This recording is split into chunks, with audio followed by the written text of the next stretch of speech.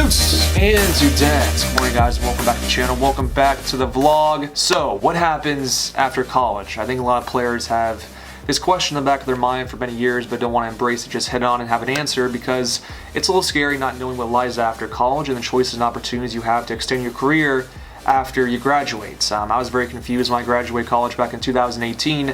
I had no idea what I was doing. Should I stay in America and pursue a contract there? Should I go to Europe? Should I attend open tryouts and combines? I had no idea what I was doing. So this video is for the players that want to pursue a contract and extend their career after college. Alright, so let's begin here, guys. In order to just understand this concept to its fullest capacity and fullest extent, we can't just talk about one player and the opportunities he has after college, because not all college players have the same opportunities and choices and paths. There's layers to college soccer, so we have to talk about three types of players: a quality player, an above average player, and a subpar player. In my experience playing football, guys, and playing college soccer for 4.5 years, there's a lot of footballers that assume that we all have the same opportunities and pathways and just choices after college, that it's an equal playing field, that it's fair, that it's just, that it's right. And that's just so far from the freaking truth. Someone that's been networking for the past 4 years, making connections outside of college, playing semi-pro in the USL 2, playing NPSL every summer, when compared to somebody that's not making connections, that's not networking, that's not putting extra work outside team training, this player that's been putting the work for the past 4 years will reap the rewards after college.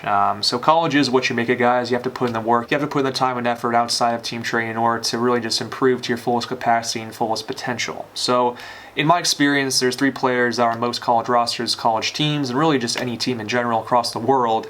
And that is, again, the quality player, the subpar player, and the above average player. So talking about the quality player to start, this is the player that's been making first team all-region for the past 4 years, that's first team all-American, and this player is the player we aspire to be while playing in college. So this footballer has really four main opportunities after college. He has the MLS draft or MLS combine, he has the preseason invites from MLS teams or USL teams, he has his homegrown opportunity if he played for MLS academy team, and he has overseas chances or direct contracts with teams internationally. So these are kind of four main pathways, four main routes that most players at first team All-American, first team conference, and they're the cream of the crop players in college choose from.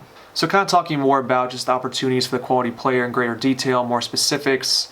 The first one is the draft. I just can't correlate and express just how many negative attributes are associated with the draft and how many ill will things I have in my mind that I can't express on this channel in this video because we're trying to keep it kid friendly here. But the draft is an absolute joke. For a player to really sacrifice his time, money, and effort for 4 years and have no reward at the end of it is an absolute disgrace to American football, American soccer, and just to the kids that sacrifice for this dream of playing professionally in America.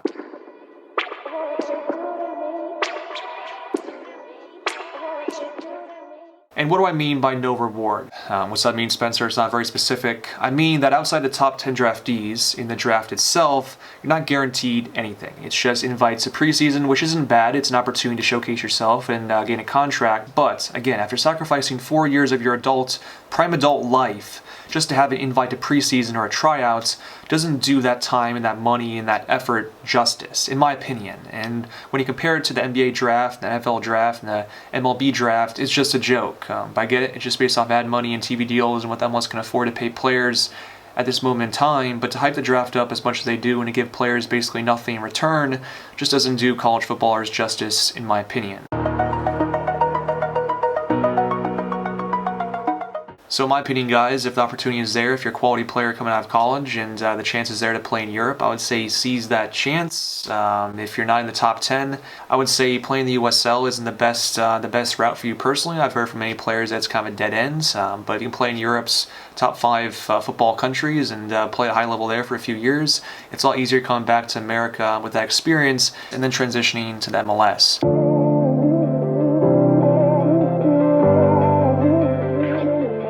Alright, so now we have the above average player. This is a player I think most of us can just understand how he plays and just relate to this player, as most of us fall in this category right here. I just coughed, guys. I lost my voice. I don't know what it is. I mean, I'm sick or something, but having said that, I'm going to try to stand up and talk, so just bear with me for a second. Alright, we are back, guys. Hopefully staying up while talking is going to help and not sitting down. But just kind of bear with me here because I believe I'm sick, as I'm still feeling it in the back of my throat here. But having said that, this player really has three main opportunities and choices and just decisions when it comes to progressing his career after college. He has invite-only combines, invite-only tryouts, then open combines and open tryouts. So talking more specifically about each opportunity this player has moving forward. Actually, first we need to find a synonym for the word combine because we're saying that word a lot over the next few minutes.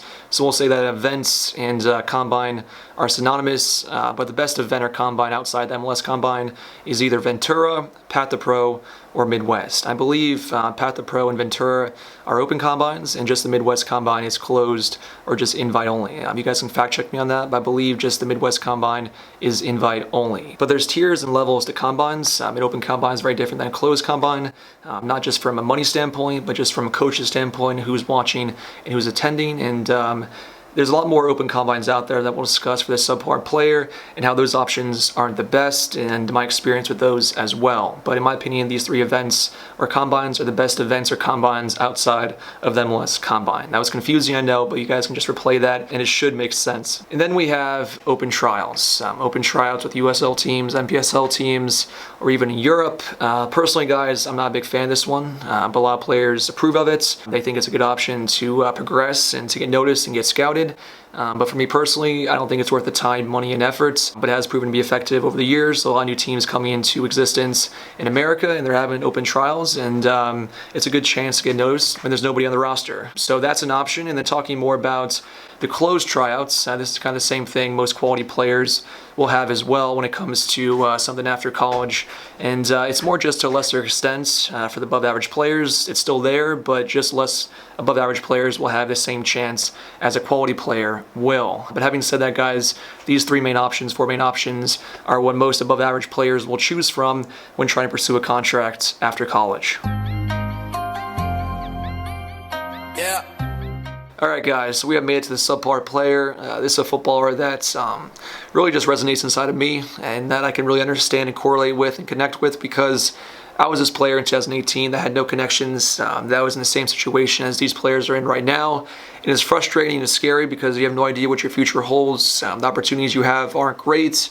For those of you who are in this situation right now, there is opportunities, but you just need to find the diamonds in the rough and just keep on pursuing and keep grinding and just master your weaknesses. But having said that, I wasn't a subpar player, but I had a subpar college career, and scouts don't know the difference. So that's where I kind of struggled because I thought I was a good player and had a great college career, which maybe one of those things was true.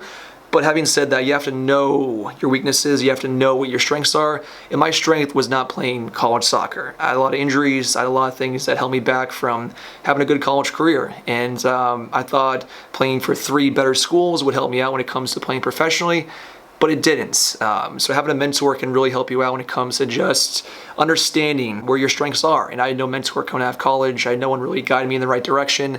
It was just trial and error, trial and error. I spent a lot of money just experimenting with the best ways and the best routes to take in order to pursue that professional contract. So you can learn from my mistakes and just pursue the right direction and the right path if you're in a similar situation as I was back in 2018. But this is not a situation you want to be in as a footballer coming out of college, guys. It sucks because you're alone. The opportunities you have, again, aren't great. But if you can really just focus on mastering your weaknesses and then pursuing the right path for you, you will find that professional contract.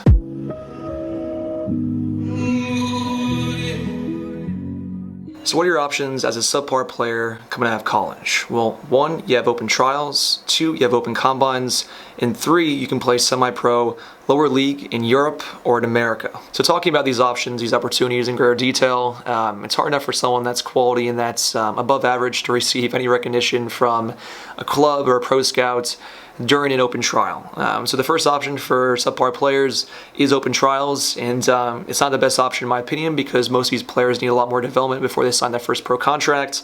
So the option's there, but I would not recommend choosing it. The next option is to attend open combines, and personally, guys, from my experience and just the stories I've heard from other players, open combines aren't the best. But if you are considering attending open combine, I would say consider attending either Ventura or Path to Pro. And make sure you guys fact check me and just confirm those are open and not closed or just invite only. But the combines that we're referencing and just saying not to attend or even consider attending are PSC, AX, and Soccer Visa. Back in the summer of 2018, did a vlog for PSC, just kind of talking about the combine as a whole, what it had to offer players, and kind of the whole 9 yards. And then in the fall of 18, did a separate vlog for AX, talking about their combine. And I was very ignorant at that time what these combines, these companies had to offer players.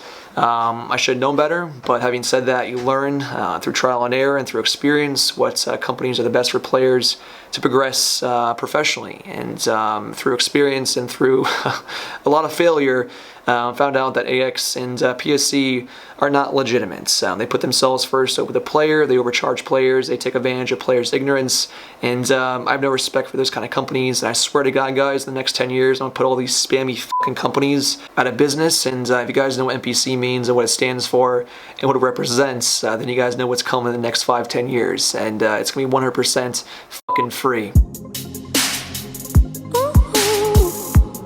And the last option, guys, the last opportunity for subpar players to play professionally after college is to play semi-pro to start. Most of us that are subpar players or had subpar college careers want to go from being down this bottom rung of the football ladder to all the way at the top and playing professionally. And you guys can't skip those greasy little rungs going from the bottom to the top. You have to climb every single one. And we don't want to do that, either lack of motivation, lack of money, lack of effort, lack of passion, or just time in general. But in order to progress to your fullest potential and play professionally, you have to climb each rung. And again, most of us don't want to do that, but you guys have to start from the bottom if you had a subpar college career. So for me, this is a path that I chose. Last season, which you guys know, I went to Europe, went to Germany to play semi-pro. It's not great, it's not fun, but you have to eat shit for many years, many seasons in order to live your life like a king for the rest of your career.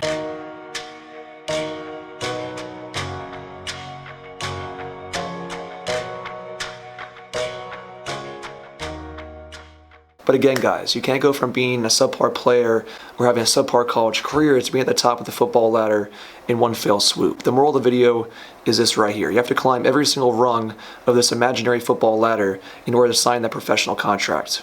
But that's going to wrap up today's video, guys. Hopefully you liked it. Hopefully you enjoyed it. Hope you guys learned something from it. And you guys take these opportunities and just options to heart and pursue that contract after college. But for those of you thinking that the options listed in the video are the end-all be-all, is very close-minded, so make sure you guys do your own research and just to see what's out there. And there's a lot more opportunities I didn't even talk about. So again, make sure you guys just see what's out there and do your own research. But again, today's video is a wrap, guys. Hope you liked, hope you enjoyed. If you did, make sure you smash that like button, comment, like, share. And as always, I'll check you guys in the next video. Deuces.